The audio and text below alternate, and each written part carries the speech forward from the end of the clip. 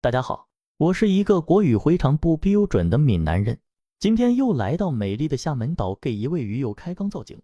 鱼缸尺寸200×60×40侧翼流底滤细流缸，鱼缸比较大，过程比较长的，大家耐心看完吧。